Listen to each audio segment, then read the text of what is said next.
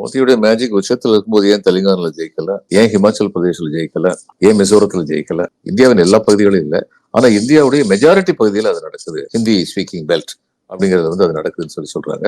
ஆனா அதுலயே அரவிந்த் கெஜ்ரிவாலும் காங்கிரஸ் இணைஞ்சிட்டாங்கன்னா பஞ்சாப், டெல்லி ரெண்டுமே பிஜேபி கையை விட்டு போயிடும். ஹரியானால பிஜேபி கையை விட்டு போறதுக்கான வாய்ப்புகள் அதிகமா இருக்கு. யோகேந்திர யாதவ் ஒரு அசஸ்மெண்ட்ல சொல்லியிருந்தாரு. ஹிமாச்சல் பிரதேஷ் ஏற்கனவே போயிடுச்சு. இந்தியா கூட்டணி சிக்கல் உள்ள இடம், மிகப்பெரிய சிக்கல் உள்ள இடம் யூபி. ஆனா அந்த யூபியில அகிலேஷ் யாதவ் இவங்களும் கூட்டு அமைச்சிட்டாங்க.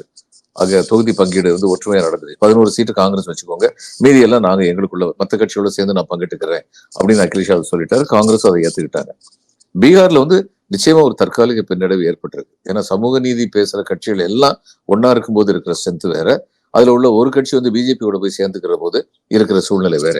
தேர்தல் பிரச்சாரத்துல யாரு என்ன பேசுறாங்க, மக்களை எப்படி கன்வின்ஸ் பண்றாங்க அப்படிங்கிற பொறுத்து அந்த இது அமையும்.